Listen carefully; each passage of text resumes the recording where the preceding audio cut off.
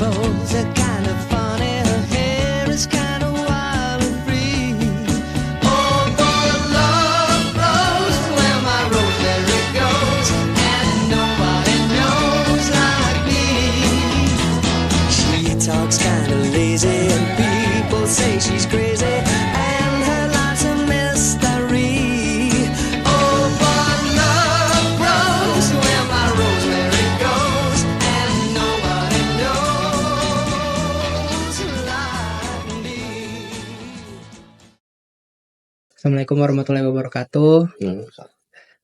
Perkenalkan kami dari mahasiswa program studi S1 Kesehatan Masyarakat di Universitas Mula Warman. Jadi kita di sini sebelumnya mau ucapkan terima kasih banyak atas kesempatan yang sudah Bapak berikan untuk bersedia kami wawancarai mengenai tips and tricks sebagai seorang pemimpin.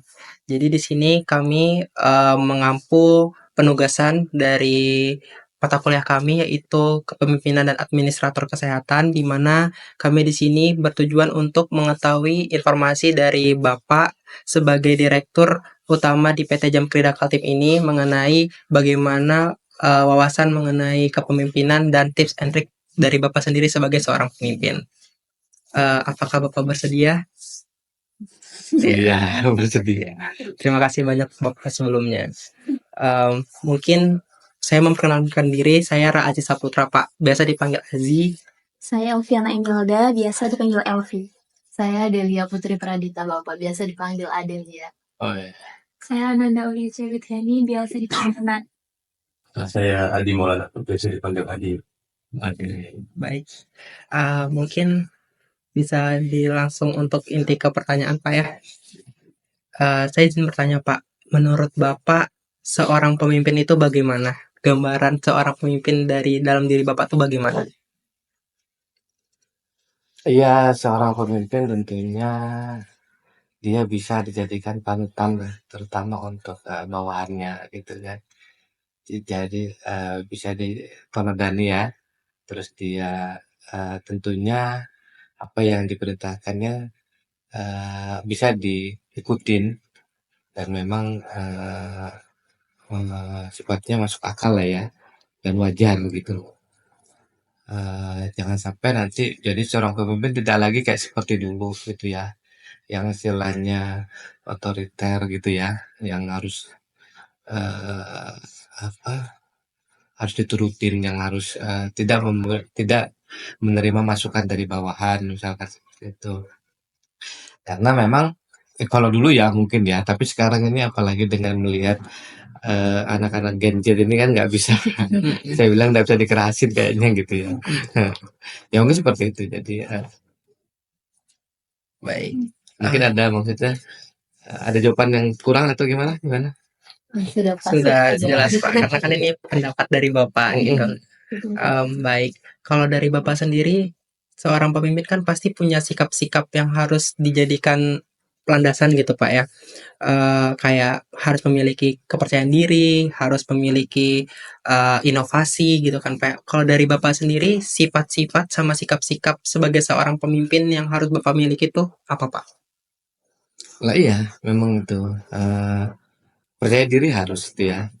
Terus juga ya tentunya pengetahuan juga harus dikuatkan karena memang walaupun dia tidak istilahnya yang melakukan tugas gitu kan, namun dia seorang pemimpin harus mengetahui semuanya gitu kan, yang mengerjakan. Jadi dia tidak bisa dibohongin oleh anak buahnya gitu loh. Ya tentunya juga dalam itu tadi teladannya dalam bersikap, berpenampilan juga harus melihat menjadi panutan itu. Terus juga ya tentunya komunikasi yang baik gitu kan. Juga paling tidak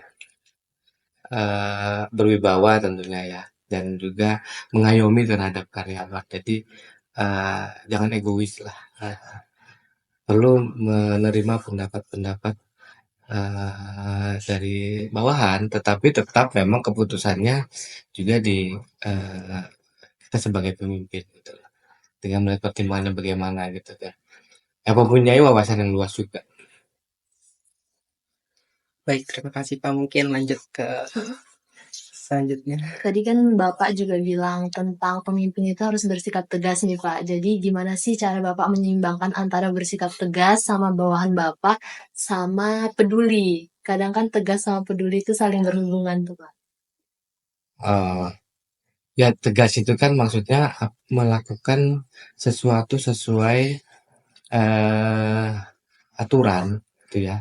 Jadi pada saat eh, karyawan atau bawahan itu tidak melakukan sesuai yang diketentukan atau ditentukan itu tentunya berarti dapat teguran dong gitu kan. Teguran di sini kan berarti konteksnya kan tidak mesti yang harus kayak dimarah-marahin, tetapi pertama kan diingatkan dulu gitu kan. Terus ada aturan-aturannya, ada langkah-langkahnya gitu lah.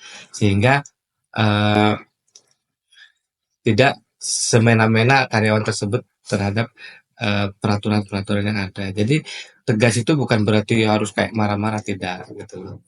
Terus ya itu juga bagian dari mengayomi karena eh, pada saat kita istilahnya kan dalam bekerja ini ada istilah namanya reward ya, ada reward, ada punishment. Jadi tentunya pada saat karyawan yang bekerja baik ya tentunya ada rewardnya gitu.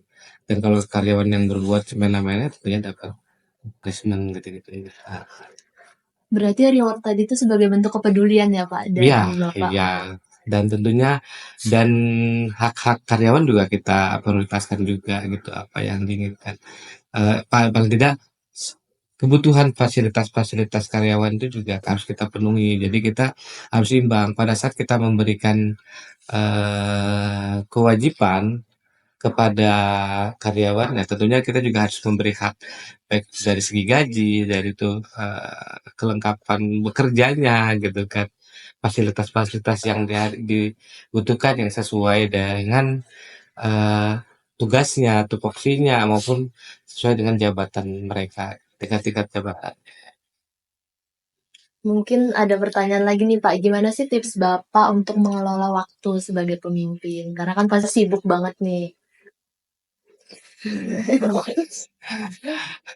Nah iya, ya tentunya kita harus bedain ya. Jadi eh, misalkan kita juga harus tahu posisi kita pada saat kita di kantor, maka kita sebagai pemimpin, maka kita harus bertanggung jawab terhadap apapun yang terjadi terhadap kantor perusahaan tersebut gitu ya. Jadi kita seperti orang tuanya gitu ya. Jadi apabila ada an- anak gitu ya, istilahnya yang macam-macam atau mungkin yang eh, istilahnya di luar dari melakukan sesuatu yang tidak di luar ketentuan ya tentunya kita akan menegur dan memang kita akan mengayomi itu juga gitu loh. Maksudnya di sini juga kita akan memberi nasihat yang baik atau apa gitu kan.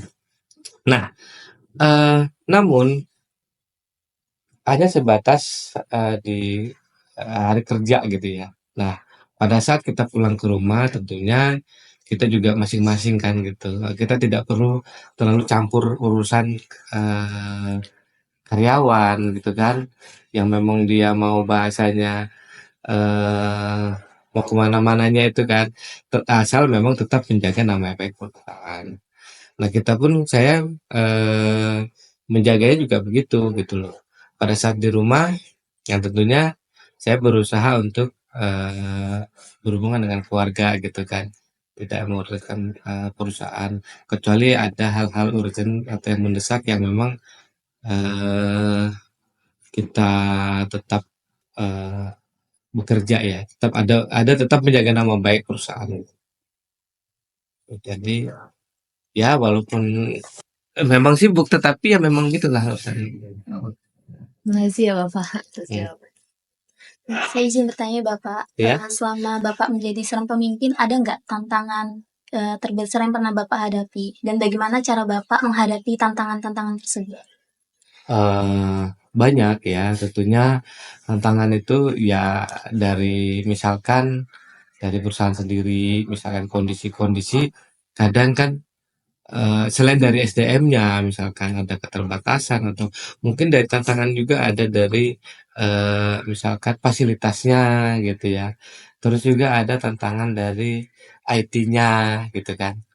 Eee, jadi terus tantangan dari luar banyak, misalkan dari keinginan dari pemegang saham tentunya, dan tentunya juga target-target yang kita harus capai gitu loh.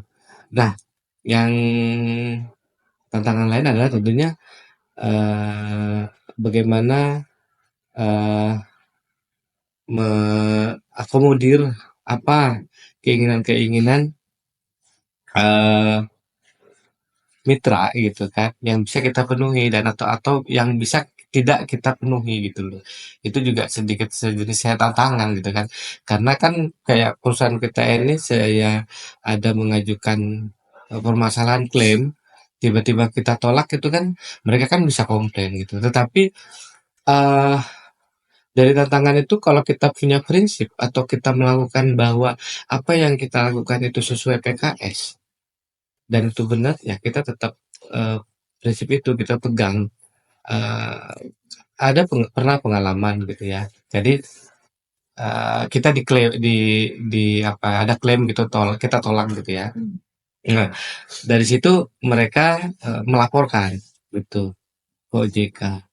Tapi kita punya prinsip gitu, bahwa apa yang kita lakukan itu sesuai dengan, perjanjian bersamanya gitu ya, terus juga dengan sesuai aturan-aturan yang ada, dan kita berpegang teguh, ya akhirnya malah kita yang, benar gitu, dan mereka yang disalahkan. Nah, seperti itu.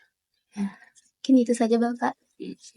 Baik Bapak izin bertanya, menurut Bapak bagaimana cara Bapak mengatasi rasa stres atau beban pikiran Bapak untuk mengatasi, saat munculnya Masalah ya, Bapak.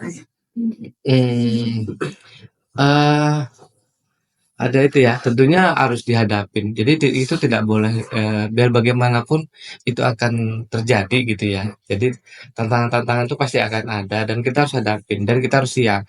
Nah, strategi-strategi apa yang kita harus kita lakukan. Permasalahan itu kan beda-beda nih. Ya tentunya, dari permasalahan itu kita, lihat dari solusi-solusinya gitu ya.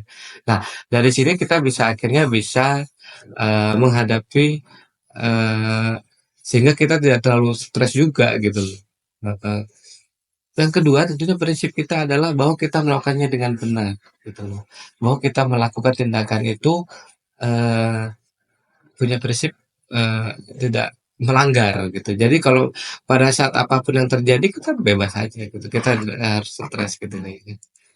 Karena kita benar gitu loh. Jadi, eee, pada saat yang menghadapi itu saya rasa biasalah skip. Ya tentunya juga yang ketiga adalah, memang tidak terlepas dari kita selalu harus berdoa, ya kan. Nah, berdoa itu juga bagian dari kita menghilangkan stres. Jadi apapun masalahnya tetap harus dihadapin ya Pak? Iya, harus dihadapi. Iya. Itu tidak jangan lari gitu. Atau ada healing gitu Pak, waktu lagi misalnya lagi stres-stresnya kerjaan Bapak ada nyempatin waktu buat, jalan-jalan gitu atau karaokean gitu misalnya itu ada nggak biasanya kalau lagi stres gitu? Wah, eee, ya jadi gini, kami ini kan ada program-program, jadi kalau kita lihat kan di perusahaan ini setiap Jumat pagi itu ada kegiatan. Jadi kalau minggu pertama itu kita game. Jadi, masing-masing divisi, eee apa namanya, bagian gitu kan, sebagai yang memberikan game. Jadi tiap bulan, sebulan sekali gitu. Jadi pada saat ini, bagian mana yang punya tugas, maka bulan depan bagian mana lagi gitu kan, bagian satunya. Jadi misalkan keuangan bulan ini, bulan depan bisa bagian umum gitu. Jadi diadakan game. Jadi itu. Yang kedua, minggu kedua itu senam, senam bersama. Nah, dengan kegiatan-kegiatan ini juga sebetulnya bagian dari untuk, kita menghilangkan stres, terus juga keakraban kita terhadap, karyawan gitu. Nah, minggu ketiga kita pengajian. Pengajian kalau di minggu ketiga itu kita belajar tajwid. Nah, itu juga menambah, ilmu kita, juga kita menambah, pemahaman agama kita dan belajar membaca yang benar gitu ya.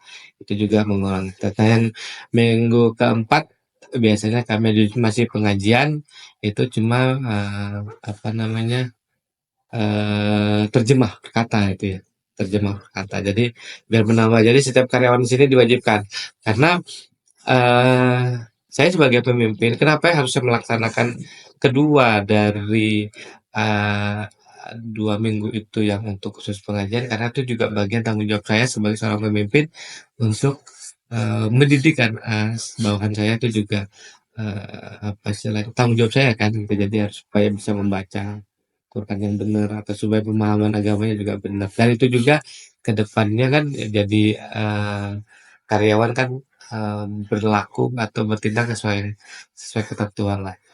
Tidak dilacak. Baik, terima kasih. Mungkin dari Adi.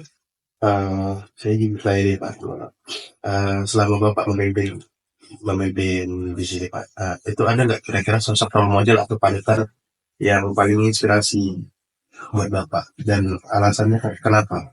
Kenapa role model atau panutan itu berpengaruh buat Bapak?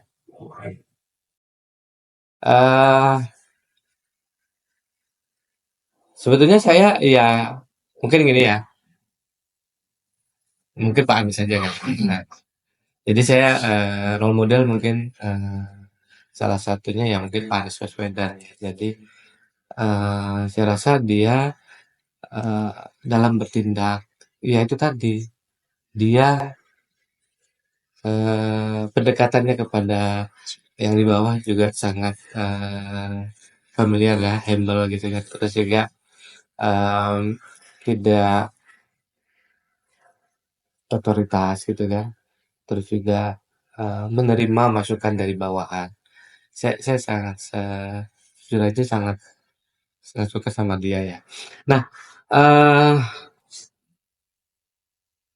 bahkan gini, lawan politik pun bukan bagian dari yang harus disingkirkan gitu loh. Selama maksudnya bukan maksudnya politik, tetapi ada yang pendukung tidak netral lah misalkan, tetapi dia tidak melihat dari situ. Selama itu dianggapnya itu baik gitu kan, tetap dilanjutkan, tidak harus diganti karena bukan dulu pendukungnya misalkan. Nah, itu yang sebetulnya saya suka dari Anies ya. Mungkin ini terakhir ya Pak. Mungkin dari Bapak adakah saran buat orang lain buat bisa berjiwa sebagai seorang pemimpin Pak? Tips and trick gitu Pak. Supaya supaya yang lain itu bisa percaya diri buat jadi seorang pemimpin gitu, ada nggak Pak? Saran dari Bapak? Mungkin buat kami sebagai mahasiswa gitu, saran-saran. Sebagai generasi muda. Iya, gitu. Nah, Sebagai Gen Z. gadget ya. Sarannya tentunya kita jangan melihat sesuatu itu hanya dari satu sisi ya. Jadi kita harus bijak. Seorang pemimpin itu harus bijak. Jadi kita bukan maka gini, maksudnya level kita di mana gitu loh. Kalau kita level di bawah, yang misalkan orang cerita ini kita langsung nangkap, maka kita masih level di situ. Gitu. Jadi semakin kita tinggi itu semakin kita melihat, oh ternyata begini loh, ternyata begini. Nanti kita tidak bisa langsung menjudge seseorang hanya karena dari ucapan salah satu gitu loh. Maka cari pembandingnya atau cari pendapat lain gitu ya. Begitu juga berita gitu kan. Jadi seorang pemimpinnya seperti itu. Jadi begitu juga kita terhadap bawahan gitu loh. Jadi apapun itu kalau sehingga kita memutuskan jadi lebih berlogika lah bahasa gitu ya. Jadi sesuai ketentuan, sesuai peraturan dan sesuai istilahnya masuk. Jadi jangan karena faktor emosi gitu. Jadi saya kalau bagi saya sih gitu ya pemimpin. Jadi nggak harus karena kalau emosi nanti itu tadi faktornya suka dengan tidak suka kan. Sehingga kita tidak bijak, satu tidak bijak, kedua tentunya kita tidak kesannya kayak tidak independen gitu ya. Jadi berdasarkan semau keinginan sendiri nafsunya gitu. Mungkin itu. Mungkin itu aja Pak pertanyaan-pertanyaan dari kami. saya mewakili teman-teman ngucapin terima kasih banyak atas kesempatan yang udah Bapak berikan, udah meluangkan waktu buat kami wawancarai, Pak. Iya, saya juga mohon maaf kalau mungkin jawaban saya tidak kena gitu ya. Ya, tidak apa-apa, Pak. Tidak sesuai, terus juga tidak panjang mungkin jawabannya. Saya juga mewakili teman-teman juga mohon maaf kalau misalnya ada kesalahan kata atau tindakan yang kurang berkenan di Bapak gitu, atau pertanyaan-pertanyaan yang kurang nyaman di Bapak. Kami mohon maaf, Pak. Iya, nggak apa-apa. Oke, Ya kan, bagus. itu aja, Pak, dari kami. Ya, justru saya yang pertama ini kondisinya lagi nggak fit ya. Iya lagi musim kali nggak tahu tiba-tiba.